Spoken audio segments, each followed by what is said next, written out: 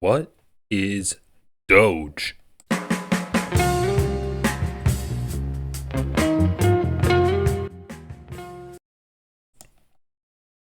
Okay, so the word coup has been thrown around a lot lately, and I think that we need to get to the bottom of this. So if you haven't been keeping up on the news, hopefully this is going to be a pretty good one-stop shop for you to get everything that you need to know about the Department of Government Efficiency. Starting off with, what is the Department of Government Efficiency? Let's take a listen to our good old friend, National Public Radio. Elon's not being paid for this. Not that he needs money. He's the richest man in the world. But, he is subject to certain ethics rules. But what is he doing? So I think taking a step back from that, I think we should just sort of reimagine how we think of DOGE. Because when we first started talking about DOGE, everyone thought it was going to be kind of like this blue ribbon committee that was going to make recommendation to Congress. And Congress would be like, oh, yeah, maybe we could cut spending there, cut spending here. Instead, it is turning into a unit inside of the federal government. These deputies of Musk who are being dubbed the Doge kids are going into agencies and ripping out cords and denying civil servants access and sometimes saying they're going to dismantle entire agencies. It's creating all sorts of mayhem and confusion and just raising all sorts of legal and ethical questions. Let's just quickly address this question of conflict of interest, because the special government employee status does not get them out of the rules of being a federal employee.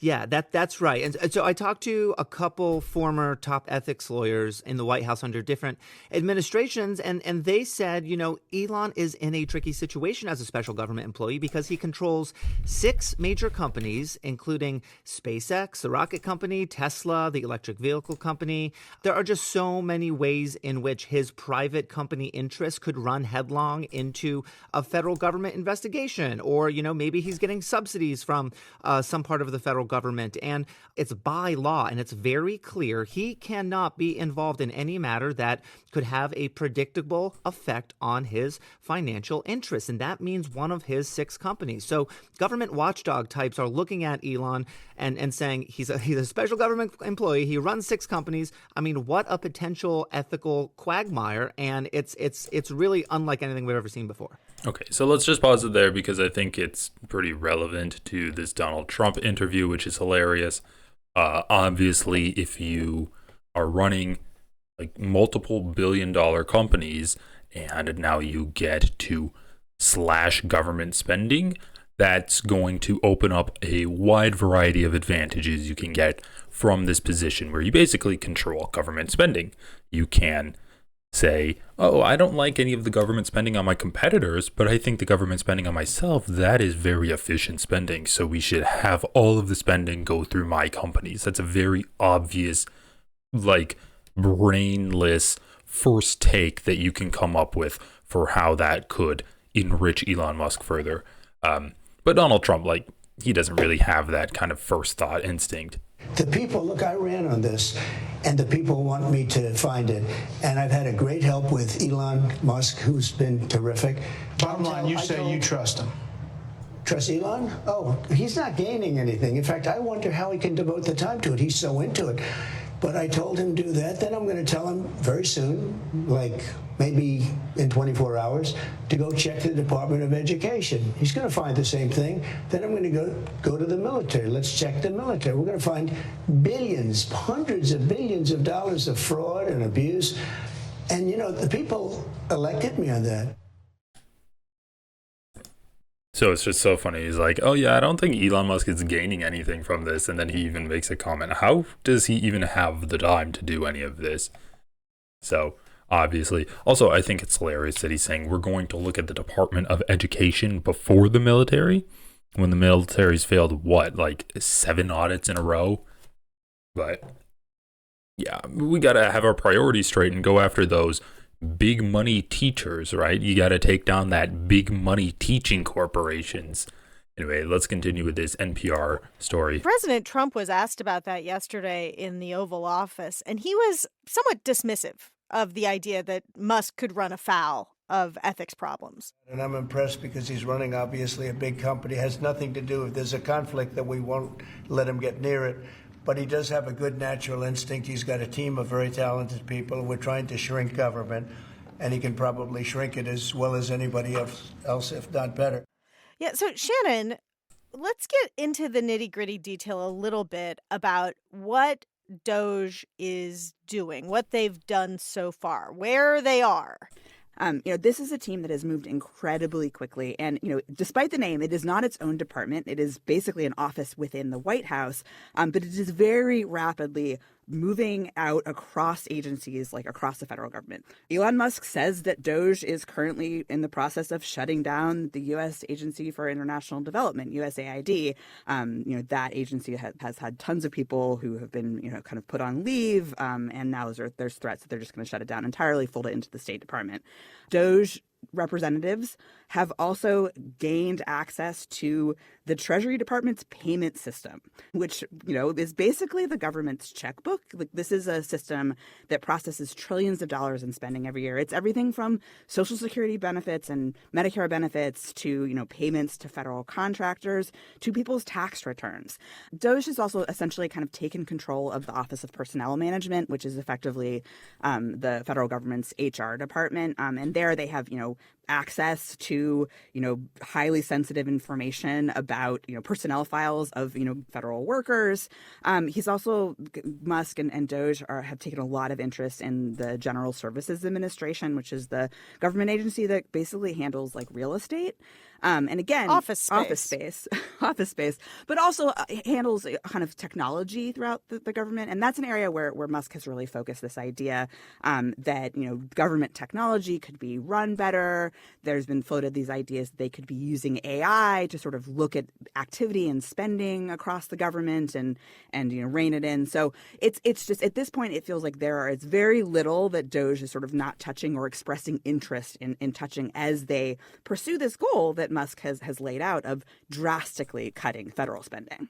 Is this essentially a technology takeover? Is this, I guess I'm trying to wrap my head around what it is that they are trying to do with all of this access? I mean, that is kind of the big question, and that is the question that is raising a lot of these concerns, right? Like, there's all kinds of questions about what the purpose of this access is going to be, and there's such a lack of transparency around what DOGE is doing, which is ironic because Musk has also described sort of the need for this as that there's not enough transparency in terms of where government spending is going. But, we just don't really have a sense, besides his public statements, about what it is they're trying to do. And he is making a lot of public statements. He has made a lot of public statements. He held a long audio chat on his X platform late Sunday night with Senators Joni Ernst and Mike Lee, two Republicans, sort of talking about DOGE's accomplishments so far, specifically talking about these plans to shut down USAID. And, generally just sort of framing this as being about, really feeling there's government overreach. It's very ideological, the framing that Musk is putting on this. He feels that that these agencies, again, these congressionally mandated agencies who are doing the business of government, are unelected bureaucrats who are not accountable to the people, and he thinks there's too much regulation, and he wants to get rid of it. Regulations in particular, the rule. Once again, I think it's just so funny. Elon Musk railing against these unelected bureaucrats when he's literally describing himself in that statement. So it's just not a good situation at all. Elon Musk is basically getting his tendrils into all aspects of the government. It's essentially an office that is only answers to the president, and the president answers to Elon Musk. So it basically, Elon Musk has unfettered access to the entirety of the federal government. And once again, the real question is going to be, is Elon Musk going to have the power to actually do anything? And he's going to try to do things for sure. He's already shut down USAID. He's offered the 9-month acceptance for people to get phased out of their jobs. He's sent that letter out. All of these things are actions that they've been trying to do.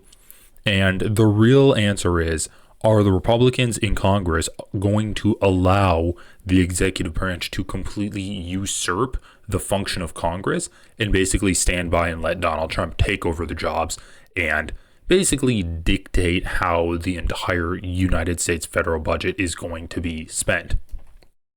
And I use the word dictate for a reason. Are the Republicans in Congress and the Supreme Court, once these legal challenges, and there have been multiple legal challenges against DOGE, once all of these reach the Supreme Court, is the Supreme Court and are the Republicans in Congress basically going to let Donald Trump just walk all over them? Or are they going to have a spine? I mean, that's kind of an oxymoron, right? A Republican with a spine in today's climate. So it's not looking good, to say the least. So we can come back to this NPR article, but let's just read a little bit here. So DOGE is making major changes to the federal government. Is it legal? An office empowered by President Trump to make major changes to the federal government is already moving quickly, but critics have questioned the legality of some of its actions. DOGE was created by Trump via an executive order on his first day back in office. Trump put tech billionaire and advisor Elon Musk in charge. The office launched in 2014, and this was a United States Digital Service Office that Obama made. So Elon Musk has engineers from Silicon Valley. Is it legal? Some Democrats have condemned the wide latitude and access given to DOGE. On Monday, Senate Minority Leader Chuck Schumer said that, he said, before our very eyes, an unelected shadow government is conducting a hostile takeover of the federal government. DOGE was the subject of a lawsuit filed on the day it was created by a group of organizations questioning the legality of the new entity, including the consumer advocacy group Public Citizen, the State Democracy Defenders Fund, and the American Federation of Government Employees, a union representing around 800,000 government workers. The plaintiffs argue that DOGE is a kind of advisory committee that should be subject to certain federal rules, including transparency requirements. According to White House Press Secretary Caroline Leavitt, Musk is what's known as a special government employee. Yeah, special is a good term there. A temporary appointment that allows him to work for 130 days per year. That means he's subject to different ethics and disclosure rules than regular federal employees. That's completely bullshit. They just made that up. The White House did not immediately respond to requests seeking more information about DOGE. So what are they working on? Musk has said that DOGE is already working on shutting down USAID, and they effectively have the American government's main humanitarian and development aid agency. The decision to scrutinize this 6-decade-old organization, which Musk said he made with Trump's approval, was welcomed by some Republicans and received pushback from Democrats. So some progressive people have been kind of not super bad about USAID, which is basically the United States' arm of expanding soft power throughout the entire world. Essentially, if we are going to fund these countries that are underdeveloped and help with vaccines, help with food aid, and help with just general development, then these countries are going to be indebted to the United States. And the issue is, it's if the United States is sending out these kind of these welfare packages and these developmental packages to these underdeveloped countries, then of course that's spreading United States influence. However, this is a concerning pause, because when the United States stops doing soft power, then you really expect to see Donald Trump start using hard power, and basically, instead of actually spreading influence through aid to other countries, we're going to have influence spread through military, just through the United States military. So expect to see Donald Trump really expand the military here. So DOGE also has access to a Treasury Department payment system the government uses to cut checks to everyone from Social Security beneficiaries to government contractors. The move prompted another lawsuit from advocacy groups and unions alleging that DOGE's access to the Treasury database violates federal privacy laws. On Monday, Trump said Musk has got access only to letting people go that he thinks are no good if we agree with him. Elon can't do and won't do anything without our approval, and we'll give him the approval where appropriate. Where not appropriate, we won't, Trump said. Where we think there's a conflict or a problem, we won't let him go near it.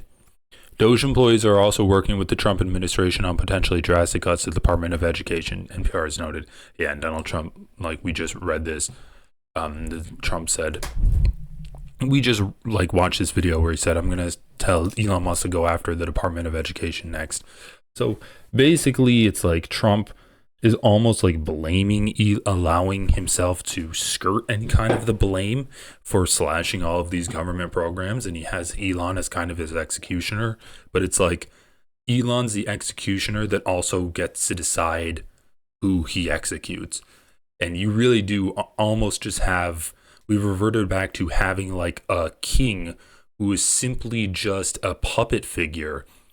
And you have the guy with all of the real power, both like monetarily wise and also the power to actually be effective behind the scenes in Elon Musk. And he just has Trump there as the figurehead. Let's keep reading. So this is really depressing news about Gaza. Donald Trump is committed to buying and owning Gaza, but I think that let's read a little bit more about this. So here's some more lawsuits. Within minutes of Trump being sworn in, the first lawsuit against DOGE was filed, alleging that the team is illegal since it gave private individuals roles in government decision-making, though this was before the White House clarified that some DOGE workers are special government employees. Since then, DOGE's work has prompted numerous suits, including one on Thursday from unions representing employees at USAID. Musk has railed against the Humanitarian Assistance Agency as a criminal organization. The Trump administration plans to reduce its staff to fewer than 300 from more than 13,000. Another legal battle launched by unions representing Treasury workers led to a federal judge issuing an order on Wednesday limiting what kind of access DOGE employees can have to highly sensitive systems that process trillions of dollars in government payments every year. And on Friday, the University of California student government sued to stop DOGE from gaining access to data on the millions of student borrowers who have federal government loans. Legal experts say the scope of DOGE's work is likely to hinge on the outcome of what could become dozens of lawsuits challenging the unit's power. Some of those cases could end up being decided by the Supreme Court. So once again, this is going to be up to Congress and the Supreme Court to decide whether they want Donald Trump and his little shadow daddy Elon Musk to be dictators, or if they actually want to stand up and try to defend some kind of shred of American democracy. So let's talk about this. The federal judge blocks Elon Musk's DOGE access to critical Treasury payment system. So the judge cited a risk of irreparable harm has temporarily restricted Elon Musk's government efficiency team from accessing a critical Treasury Department payment system. The judge's order, issued early Saturday, temporarily halts access to sensitive payment system. What's a sensitive payment system? To shut down USAID spending. Yeah, so it's like, is the access that he's getting allowing him to control the payments or only view the payments? So his top lieutenants at the Treasury Department asked his acting secretary, career civil servant, to immediately shut off all USAID payments using the department's own ultra-sensitive payment processing system. So it seems like once DOGE is gaining access to these payments, they're also applying pressure to the people in charge to shut off the payments, but they don't actually have the ability to shut them off themselves. But once again, if Elon Musk is only answering to the president, then he basically has the entire weight of the executive branch when he's putting pressure onto these organizations to shut off payments. And that's how you get into this quagmire where these people are like, Elon Musk is telling me to stop paying my employees. Congress passed a budget allowing me to pay my employees this much. Should I pay them or not? Like, what's going on? And there's really no clear answer to this. And this is why it's like, this is not a good situation. And this is going to lead us into a constitutional crisis where some members of government are going to say one thing and then other members are going to say the other thing. And we're going to have a really bad breakdown in terms of like the cohesiveness of the government. And this could lead to things this country has never seen before. I mean, I guess since the Civil War. The ask was so out of line with how Treasury normally operates, it prompted a skeptical reply from David Librick, then serving as acting Treasury Secretary, who said he did not believe we have the legal authority to stop an authorized payment certified by an agency, according to a source familiar with the exchange. Lebrick suggested a legally less risky approach would be for the State Department, which oversees USAID, to rescind the payments itself and examine whether they complied with President Donald Trump's Inauguration Day executive order freezing foreign development aid.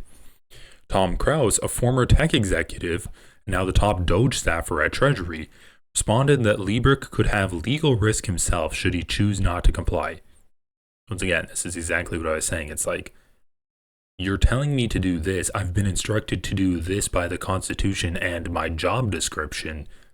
You're telling me to basically break the law, but then if I refuse to follow your orders, you're saying that that's breaking the law. This back and forth over email, described to CNN by a source familiar with it, reveals the first known indication that Trump's DOGE emissaries sought to use Treasury's tools to block some payments fulfilling the president's political agenda.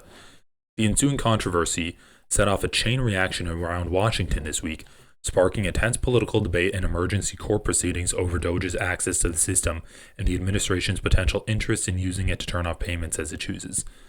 The email exchange marked a direct collision between political appointees loyal to Musk and career civil servants at the Treasury Department.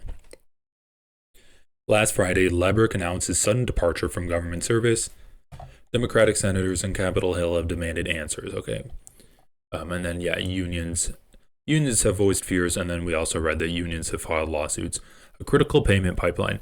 The controversy has also drawn attention to a previously obscure office inside Treasury called the Bureau of Fiscal Service, which processes more than 1 billion payments totaling more than $5 trillion a year.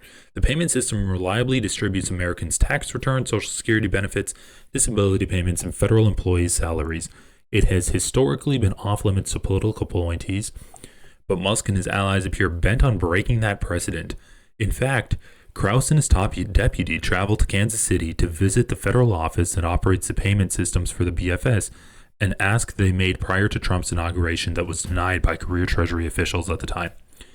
The critical, if largely unknown, BFS payment system is just one of the government nerve centers across Washington that, in less than 3 weeks, Musk and his DOGE teams have sought to disrupt or gain access to, including those responsible for the federal government's workforce, real estate portfolio, computer systems, and records management, just to name a few. People underestimate how quickly things could go if someone starts messing with things with multiple systems underpinned by technology that isn't native to any engineer, no matter how brilliant, said one former BFS career official. Pausing automatic payments. Daniel Katz, the chief of staff to Bessent, first wrote that the department should shut off outgoing USAID payments so the State Department could then assess if aid to foreign healthcare systems complied with Trump's directives, according to the source familiar with the messages. Katz wrote that potentially problematic payments out of line with the president's orders should be paused en masse to the department. Still, Katz was clear the new administration believed Treasury could make its own decisions. A division of USAID that delivered money to healthcare systems in developing nations had already been put in place a process to shut off payments, Katz wrote, and the administration would like to reciprocate that at Treasury. What we would like to do is, to the extent permitted by law, temporarily pause the automatic processing of payment files from a USAID division called Health Systems Strengthening, Katz wrote. Katz also wrote that Krause, Musk's deputy at Treasury, should be given access to the payment systems so he and his team could take action. Some of the administration's plan, Katz added, included immediately pausing all payment files still in the queue and letting Krause and others look at individual payments certified by USAID for the healthcare systems. The State Department could then look closer at the payments through USAID, Katz added. The Health Systems Strengthening Program at USAID has primarily funneled money into countries in Africa and Southeast Asia, as well as Indonesia, the Philippines, Guatemala, and Haiti. The funds were aimed at building the countries' health systems so they could improve care to prevent infants and mothers from dying in childbirth, control the spread of HIV and AIDS, and other infectious diseases, among other projects. In one project touted on the now archived USAID website, the division funded an emergency room in Jordan. Its distributions are now in a 90-day pause because of Trump's executive order. After Katz's initial message 2 weeks ago, Lebrick was explicit that the Treasury Department shouldn't do what DOGE proposed. There are also practical and personal liability issues that may come into play, Lebrick wrote, copying a lawyer from the Treasury Department's General Counsel's office. But Krauss, a special hire from DOGE sent to Treasury, was undeterred. I would also recommend you consider an equal alternative liability, he wrote to Lebrick. This is crazy, dude. So they're literally just squeezing these civil servants between the written law and just the law that the fucking goons that Elon Musk has hired are making up. I believe we can all feel more comfortable that we hold payment at least to review the underlying payment request from USAID now so that we can be given time to consult state, Krauss wrote, ending a middle-of-night email on Saturday. I mean, it's just like these guys don't actually have any knowledge of whether these payments are fraudulent or not, or whether they're efficient or not. I mean, what are they going to say? Oh, you built an emergency room in Jordan. That's not efficient, so we're going to stop further payments to like build more hospitals in Jordan. It doesn't make any sense. You can change the policy, but freezing the money that's going out there is not changing the policy. Once again, this is just all about Donald Trump expanding control as much as possible and asserting his dominance over pretty much all aspects of the government. He wants to have complete control, become a complete dictator, and stepping into agencies that really no president has ever gotten involved with before is a major part of that. It's not that Donald Trump cares about corruption. It's not even that he cares about government efficiency. And he's like, we spent $200,000 on building this emergency room in Jordan when it could have really been done for $180,000. It's not about anything like that. It's just about Donald Trump flexing. And he wants to like, when he's flexing and he's seeing that like he's having an impact on different aspects of the government, that is what gets him going in the morning. Let's listen to what Brian Tyler Cohen has to say about DOGE. Fatal mistake with DOGE, and I've got 3 interviews. I speak with Congressman Jamie Raskin about his own feud with Elon and Trump's broader overreach. Senator Brian Schatz joins to discuss his plan to stall Trump's progress, and I interview Senator Chris Murphy about Trump's effort to distract us with his flooding the zone approach. I'm Brian Tyler Cohen, and you're watching No Lie. So the talking point being trotted out right now about Elon is that if you support getting rid of waste, fraud, and abuse, then you would support him and DOGE's mission. And it makes sense on its face. In fact, that's a mission that I agree with. But here's why what Elon is doing undermines his own stated goals. Think about where he started. Agencies like USAID and the Consumer Financial Protection Bureau. Let's start with USAID. Probably helpful to begin with this point. The USAID Inspector General was investigating how Musk's SpaceX Starlink satellite terminals that were purchased with agency funds were used in Ukraine's war over Russia. So Elon was under investigation by the very agency that he immediately moved to dismantle. Already reads as a pretty massive conflict of interest. But let's get into the practical implications of that move. USAID costs about 0.5% of the federal budget. It offers essential life-saving programs around the world like clean water and HIV prevention, already unto themselves worth it. But it's not just that. Just as importantly, from a geopolitical perspective, it is a tool for American soft power. When you hand out medicine or food with an American flag slapped on the label, you buy goodwill around the world. That is goodwill you can cash in on during conflicts, for favorable trade terms, for military or intelligence purposes, to build up alliances. So it's a win-win. It's doubly as beneficial. But by dismantling that agency, not only do we leave actual human beings hanging across the world, which will absolutely have real-life impacts on people who require medical care, who require water, who require food, but we also lose an inexpensive but effective tool for soft power. And guess what country is going to fill that void? China.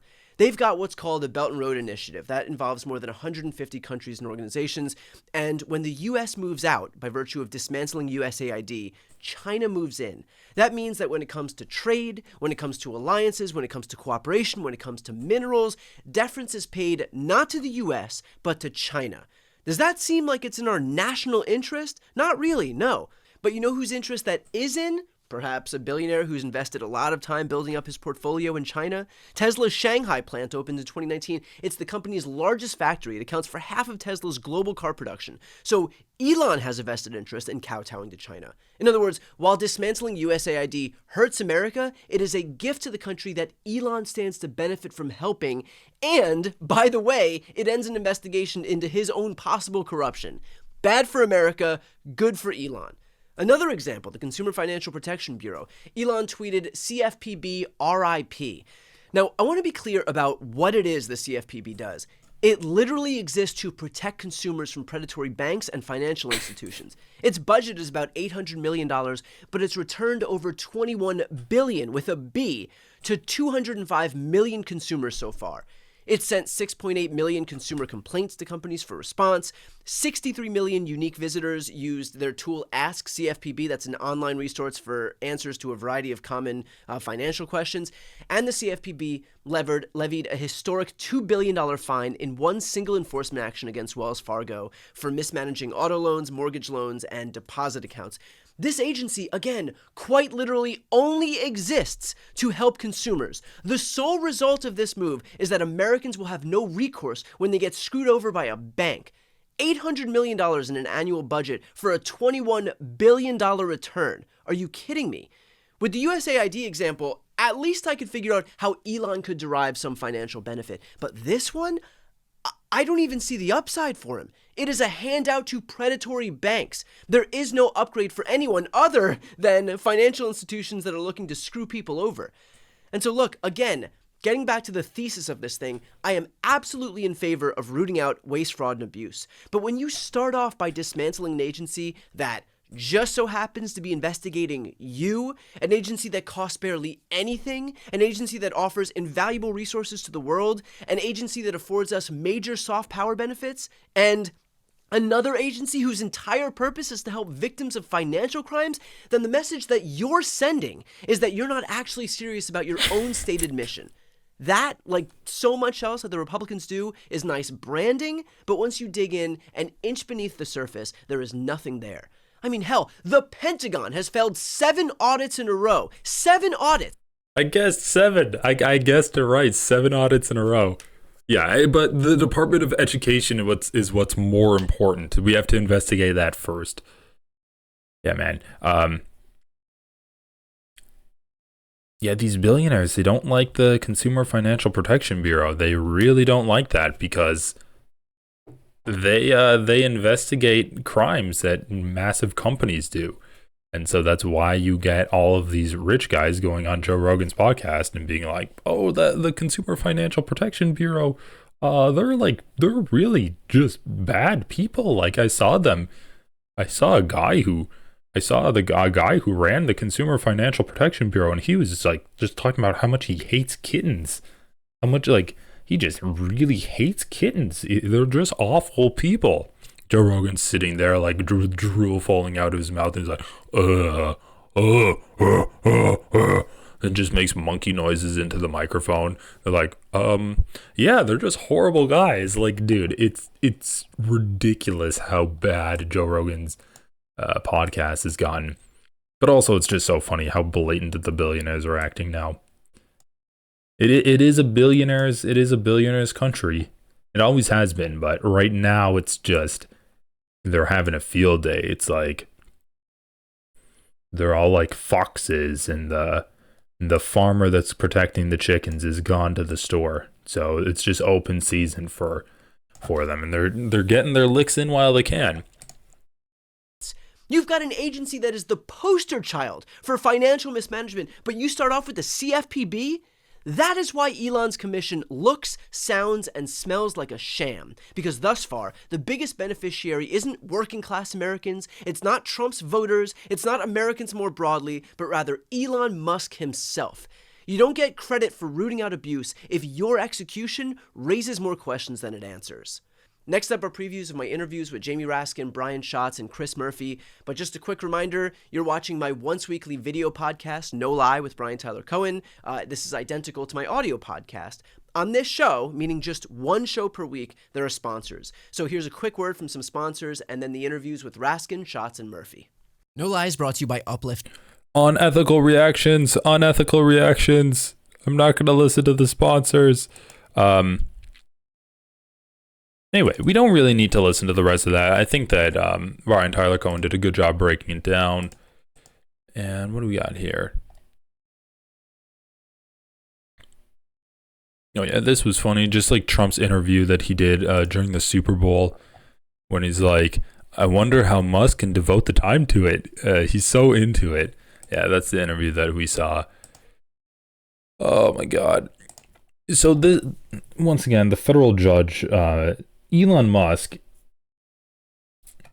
is really just doing this extra judicial pressure campaign on everyone that's standing in his way. So we read that whole article about the head of the U.S., the Secretary of Treasury, and they're like, yeah, you should cancel these payments. It's like, I don't think that's legal. I should worry about the liability if I did that. And they're like, you should worry about the liability if you don't do that.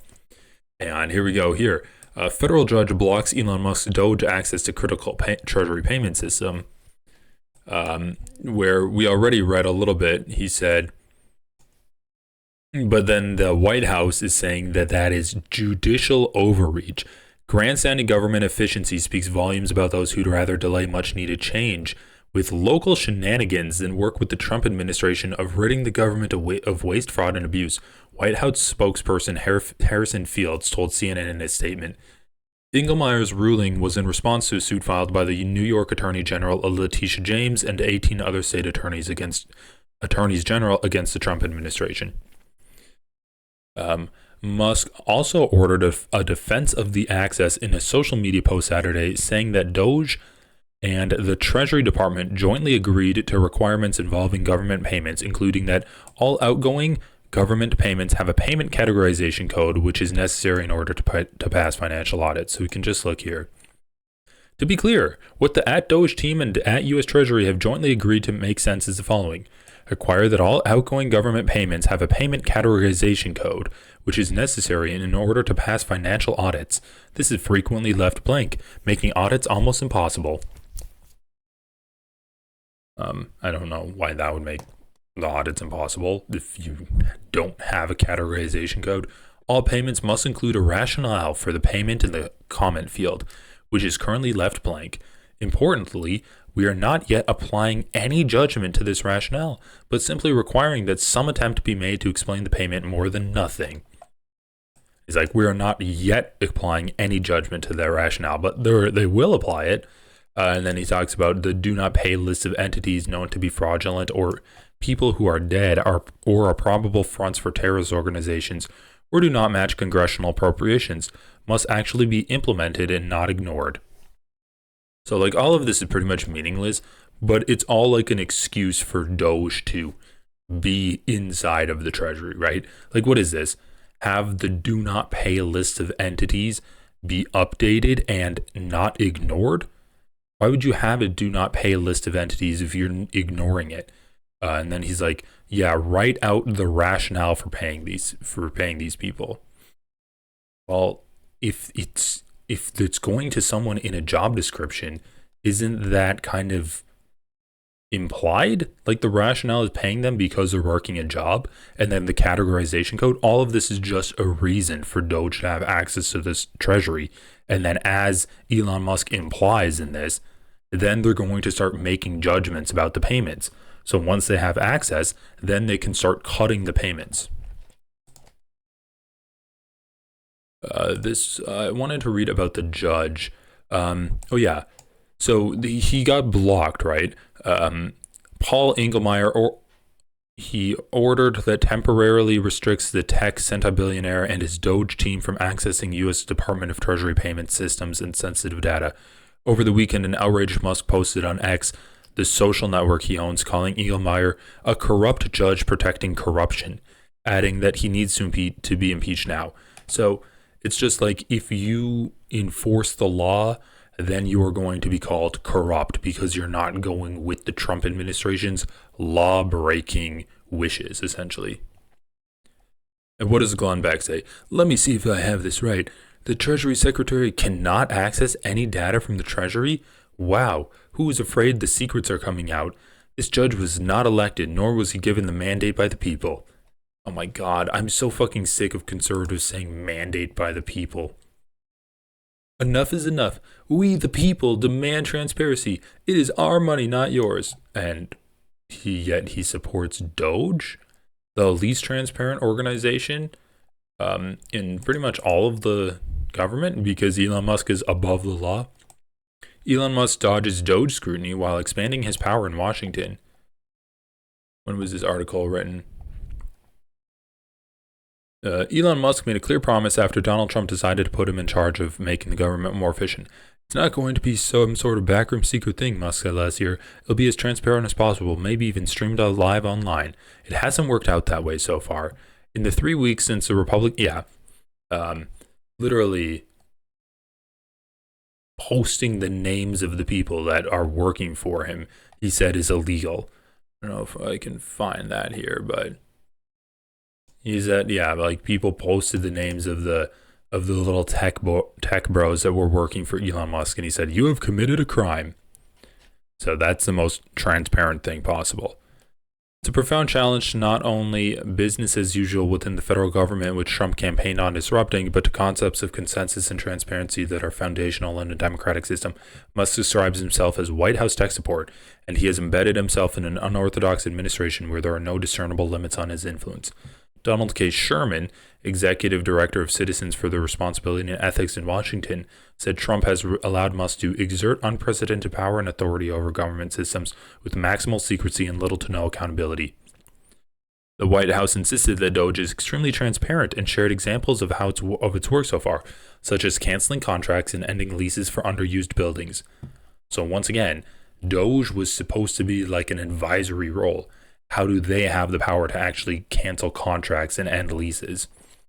House Republicans said the Trump administration also discovered that Social Security benefits were being paid to a dozen people listed as 150 years old.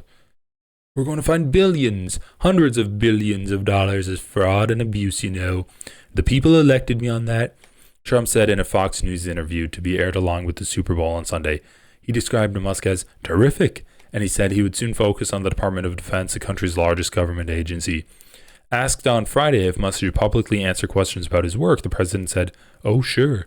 He's not shy," Trump said. "Elon's not shy." That is true, at least judging by Musk's social media, where no thought appears to be suppressed.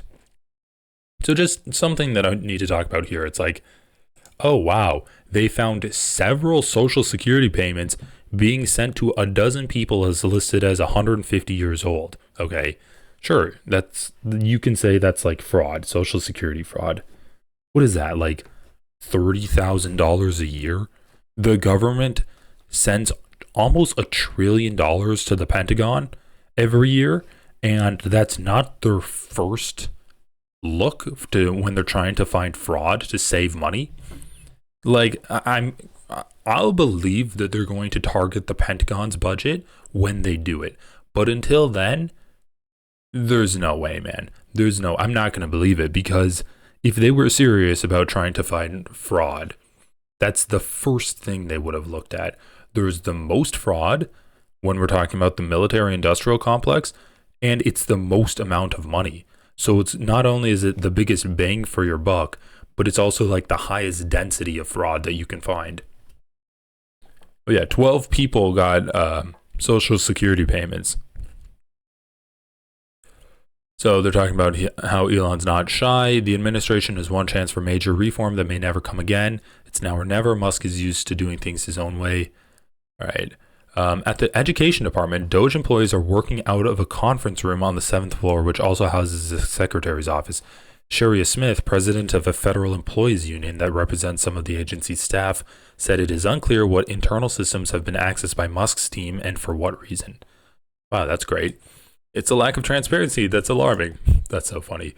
Oh, we're gonna what's an Elon Musk accent? We're gonna live stream. While longtime staff members fret about their future, DOGE workers have been spotted cheerfully trading high fives with each other. They don't seem to answer to anyone and are not engaging with anyone in our agency, Smith said. Sometimes a rumor circulates that Musk himself is making the rounds, but he generally has been at the White House complex where he has an office. David Sachs, a Musk ally working on an AI and cryptocurrency issues for the administration, said he stopped by to check on the DOGE team. The whole room was full of young coders, he said during the All In podcast. Why are these fucking idiots doing podcasts? This is embarrassing, dude. This is embarrassing now that like podcasts are the guys that have more access to this administration than anyone else. Oh, he hosts it. The facilities people don't know what to do because they've never had people ask to stay late on Friday night before. Journalists have been piecing together the identities of people who work for DOGE, discovering a cadre of young acolytes with technology and engineering backgrounds. Some were previously employed by Musk companies, and Musk said it is a crime to reveal their names. He's not cited any law that would be broken by such a disclosure. It does not appear to be an idle threat. Ed Martin, the Trump-appointed interim U.S. attorney in the nation's capital, said last week, "We will pursue any and all legal action against anyone who impedes your work or threatens your people." Wow. Please, Elon, can I suck your cock more? Please, Elon, let me suck your cock even more. Martin followed up on Friday to thank Musk for referring suspects who were stealing government property and or threatening government employees. No additional information was provided by Martin's office or the White House.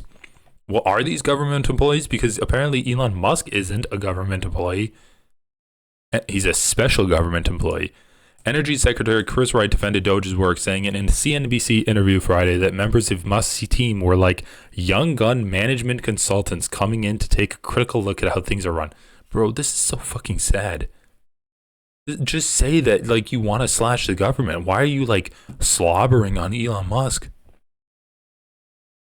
House Democratic leader Hakeem Jeffries of New York said Republicans were doing the bidding of an unelected, out-of-control billionaire puppet master.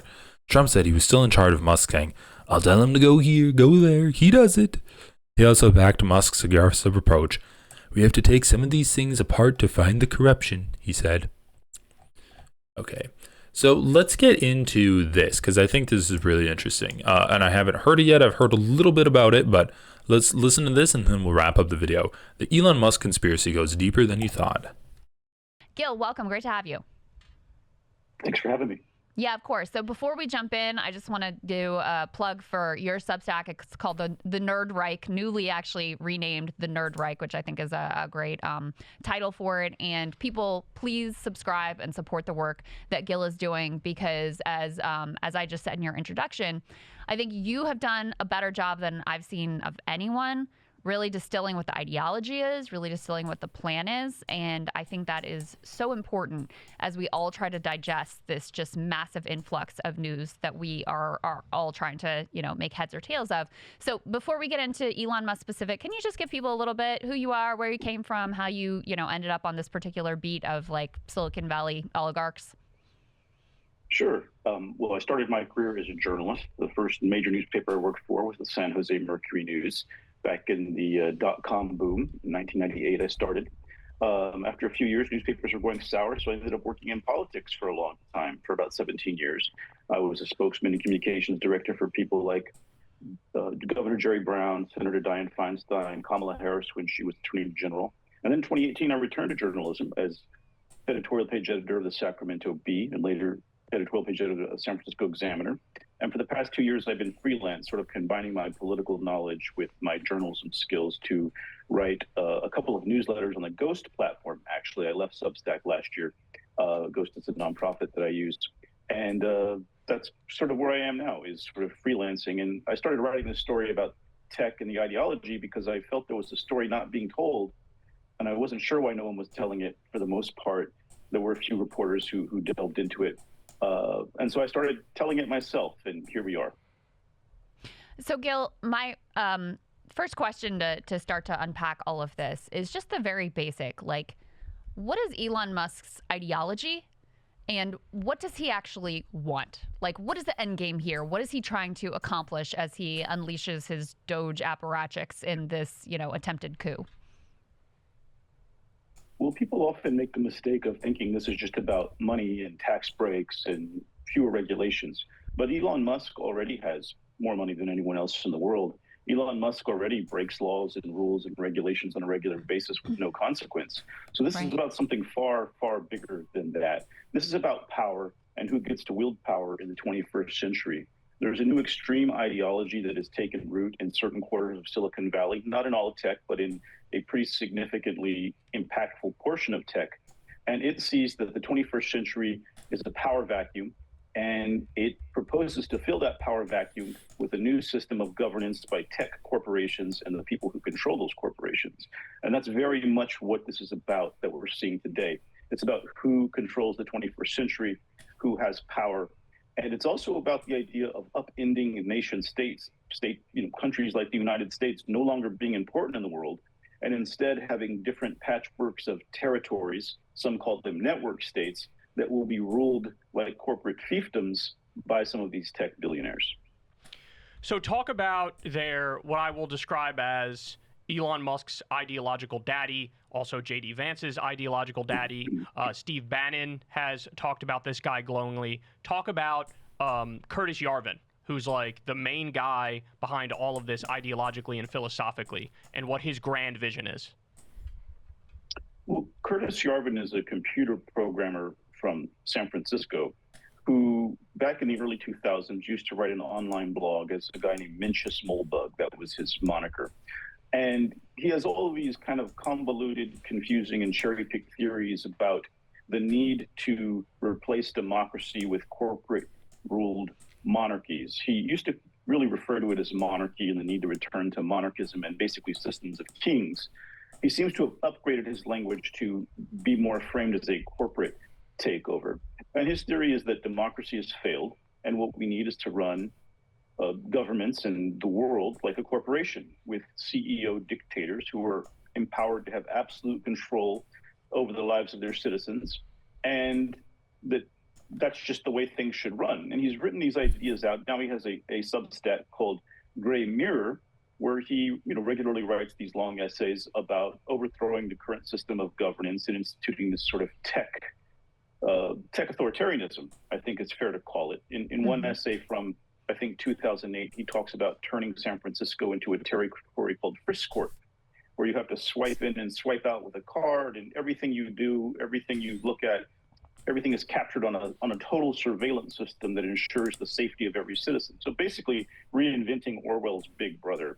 Curtis Yarvin seems to think he's really brilliant. I think most people with knowledge of politics and history don't see that at all. They see a guy who's really misreading a lot of things to fit his own crazy theories. Unfortunately, people like Peter Thiel do consider him very important.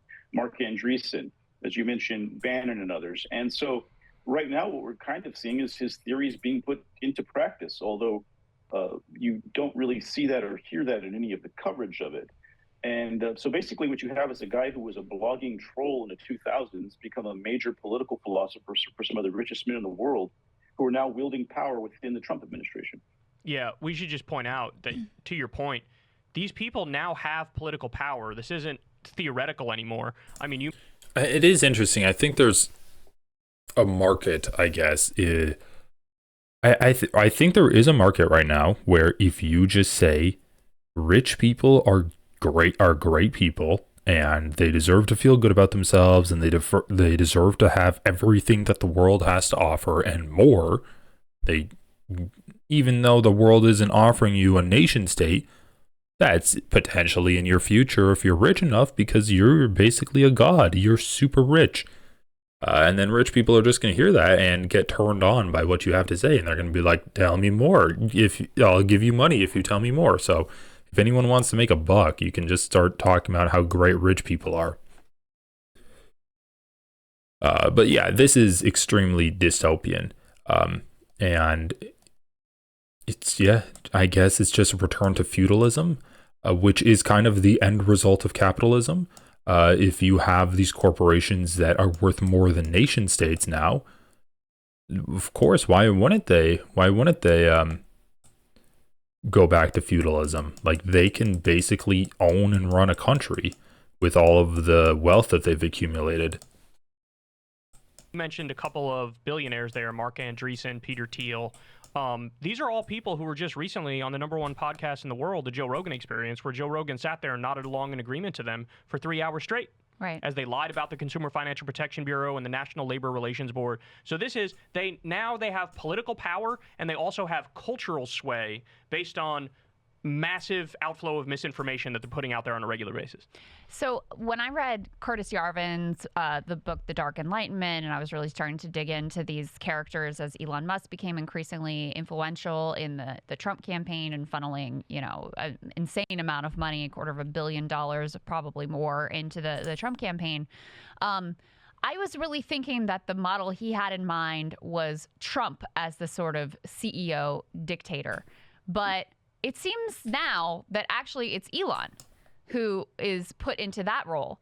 And Trump is the secondary, sort of almost like ceremonial position of more like the chairman of the board. Talk about the political and power dynamic between those two.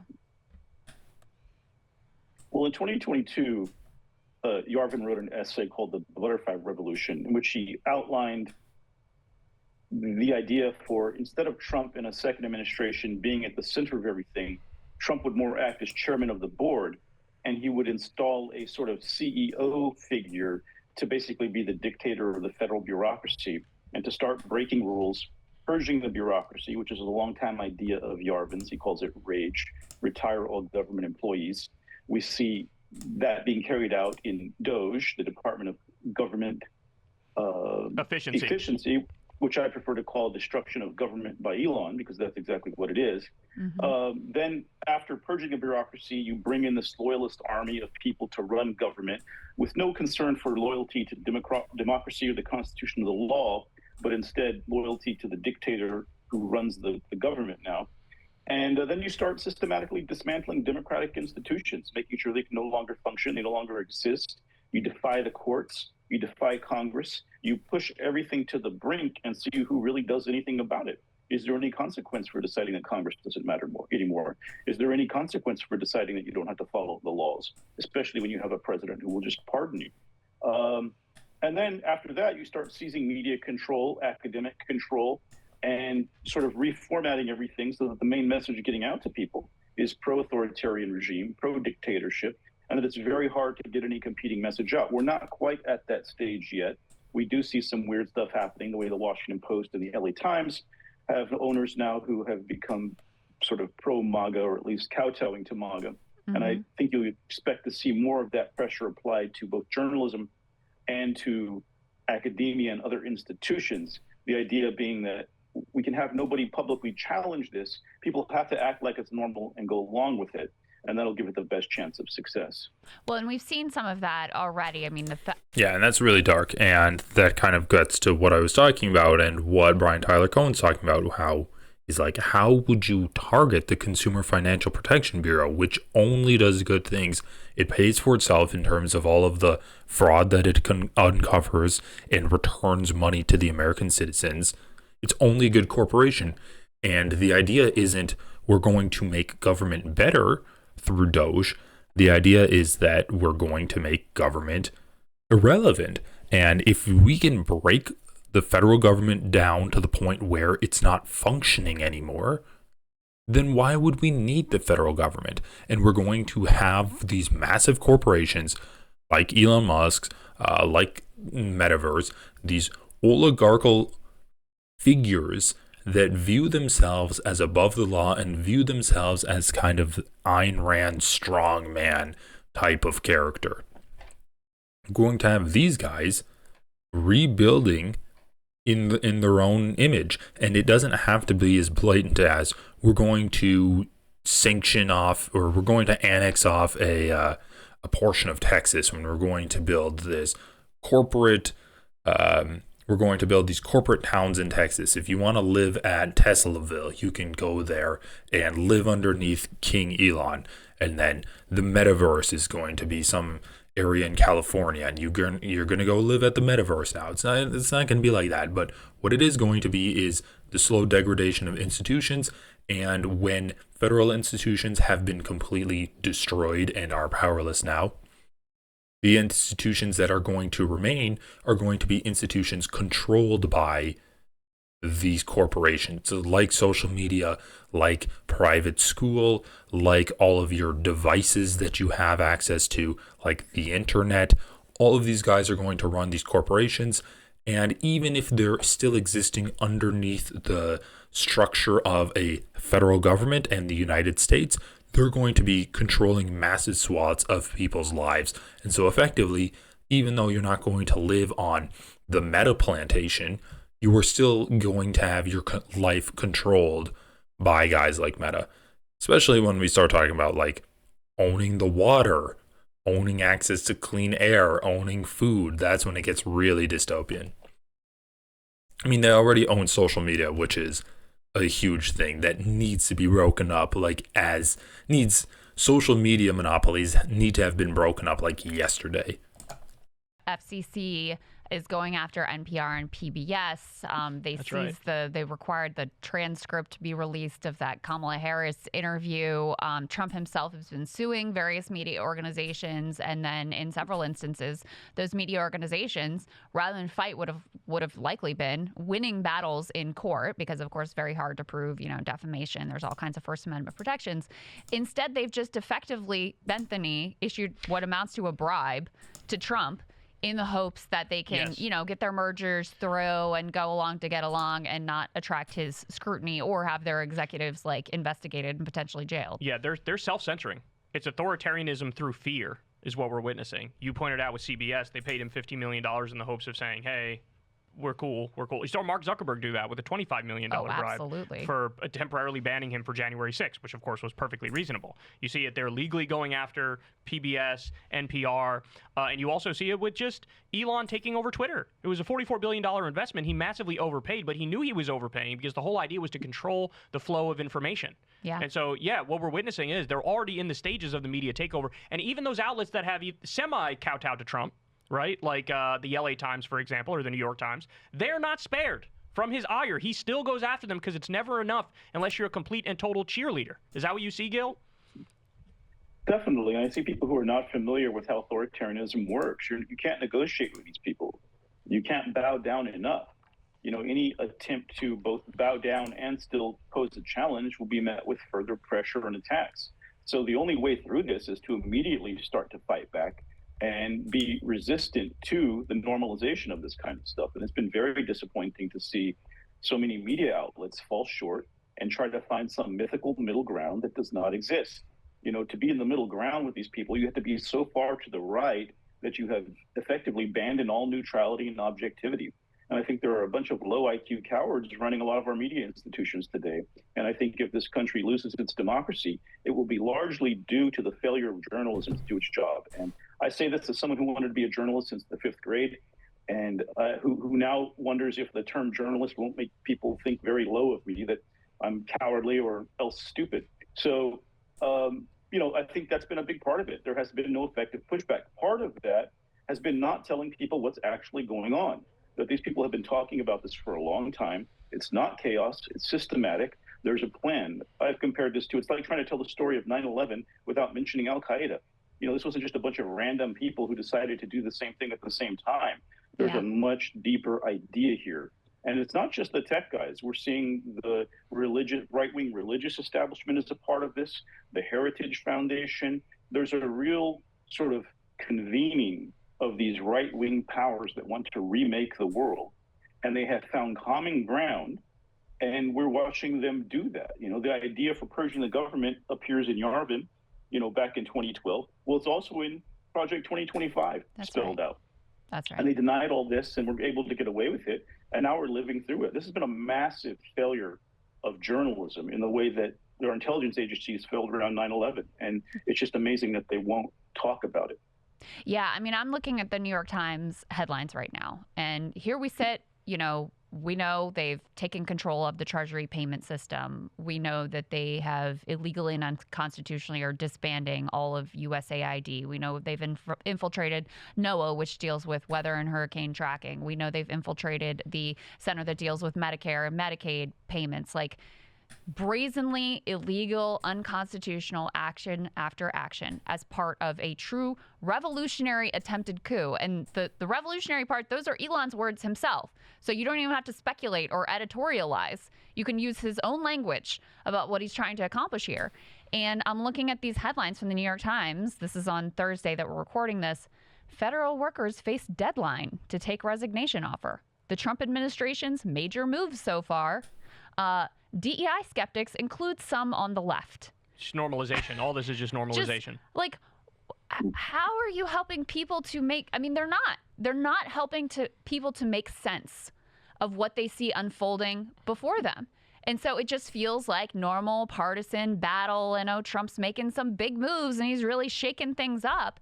If anything, it makes him sound like he's just this bold, courageous leader, like he wants himself to appear. It really is making me insane. It's part of why I was, really so heartened to at least see your piece. And I do think that there is an organic understanding that exists out there, too, among a lot of liberals and the Democratic base of just how extraordinary this is and the stakes. The whole thing is at stake right now. The whole country is at stake right now. We're living through it. Yeah, nobody's really telling people that in that way, including, unfortunately, for the most part, the Democratic Party. That's right. Kind of operating principle seems to be, well, we're just going to let them do as much as they can and not resist. This is the wrong time to stand up. And then they'll become so unpopular that everyone will vote for us. And I don't think it's going to work that way.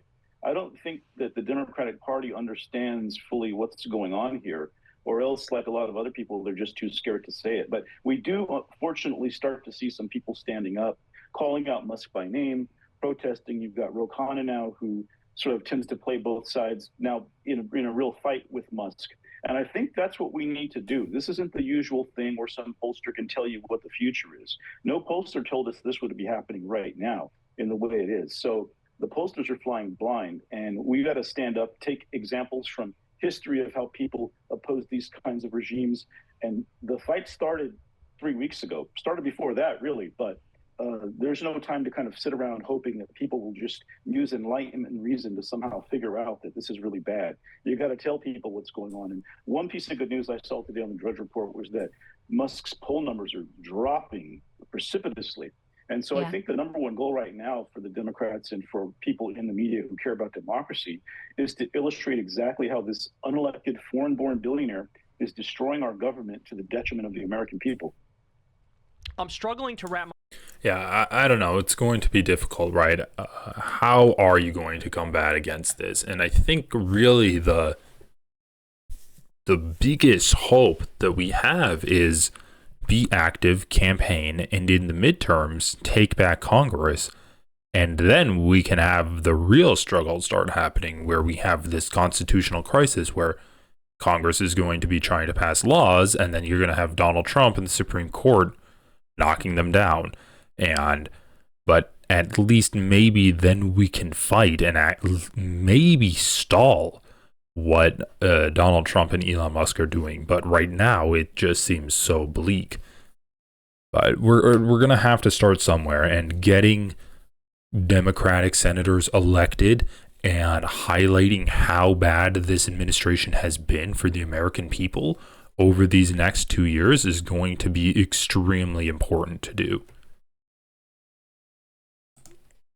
My mind around Trump's role in this, because to be clear, the plain-faced reading of the situation is that Elon Musk, in many respects, has usurped the president's power and the power of Congress. Yeah. And it seems like with just one text from Donald Trump Jr. about some fake scandal involving a government agency that, Trump is going, and he just sits there and lets this guy destroy the Treasury. I mean, the way it works, Congress has the power of the purse, House passes something, Senate passes something, President signs it, that's it. There is no bureaucratic figure on the back end who gets to say, I don't like this payment, or I think this one is fraudulent. That's not a thing. But here's Musk and his little pilled up 20-something-year-olds who are going directly through the code of Social Security and Medicare and Medicaid and freezing programs they don't like. And Trump appears, if anything, to be cheerleading it on. I mean, he's given interviews where he just outright says, like, yeah, he has whatever he's doing, my authority is given for him to do it. Like, he's still trying to pretend like I'm the one that's really making the decisions here. But it appears to be just a cover story because he actually thinks Elon is some sort of mega genius who's going to clean up the fraud or something. Definitely. And I think that's a powerful thing for people to understand. In politics going back centuries, there's an old frame of the puppet master behind the person who's supposed to be the leader. Mm-hmm. And I think, even Republicans were seeing some of them have some suspicions about this. It has saddened me greatly to see that the only person talking about this stuff in the way that I have been on a regular basis has been Steve Bannon, who's doing a great job of illustrating all the vulnerabilities that these tech bros, these oligarchs, these nerds have in the MAGA audience, which is they're into weird stuff like living forever and transhumanism and basically mating humans with machines. They don't really believe that America is the best country in the world, which is not the kind of thing you could tell to a red hat wearing person in a state like Kentucky, where I spend a lot of time. And I feel like if more people knew that, if say there was an opposition party that was telling people that on a regular basis and maybe putting ads on Facebook targeting MAGA to tell them, hey, this is what these people say behind your back, then I think there would be a lot more public knowledge and a way to stop these guys. And I think Trump can't really, the thing about the situation with Musk, first we have to keep in mind that Trump just made billions of dollars in meme coin money a few days before taking office. So if something weird is happening there, it's already old news. But if Kamala had made several $1 billion on a meme coin, we would never stop hearing about it. So Trump's complicity and compliance may be bought and paid for to some degree, but he has some severability here, right? If things go far enough off the edge, he can always say, "Oh, Elon's gone, and I didn't approve of that," and wave his magic wand, and his followers will believe him. So I think that's kind of part of the idea, is that Elon, being the richest man in the world, being guaranteed a pardon by Trump no matter what he does or how it breaks the law, can come in and do as much damage as possible and face no consequences. And since he doesn't care what people think, giving a Hitler salute at the inauguration and whatnot, he can just go in there and be a honey badger and tear the government to shreds. And so I think that's part of the thinking here. It's part of the strategy, is that you have this shock and awe and these shock troops to destroy government. And if things get bad enough where where Trump can no longer brook that, then Elon can go into the background. It won't stop. The tactics will just change and become a little more subtle. Maybe the Project 2025 people then take the front seat and act like, well, all this destruction happened, but don't worry, we're rebuilding government and it's going to be better than ever. We're going to make the federal government great again. So they've thought ahead, I think. And I think they're probably using AI to help them think some of these things through too, because there's so much happening so quickly, so tuned into whatever might be trending or going. I think they're just running circles around everybody else, unfortunately. Yeah. But at the same time, they're kind of stupid about politics to change all of this quickly, to do this much damage. Hey guys, we spoke to Gil. Anyway, that was a great interview. If you guys want to check out the whole thing, go to Crystal Kyle and Friends. It's really concerning, and it's like, yes, your worst fears about Elon Musk and Doge are true. They're true, man. He is a billionaire that is obsessed with his genetics, his immortality, his legacy, and he is using this opportunity to completely change the government in his image, and essentially using this opportunity to just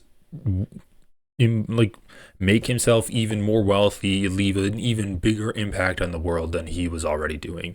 So once again, at the end of the day, this is an information battle, and making sure that people are aware of what Elon Musk and President Trump have been doing to this country is a big part of winning this information war.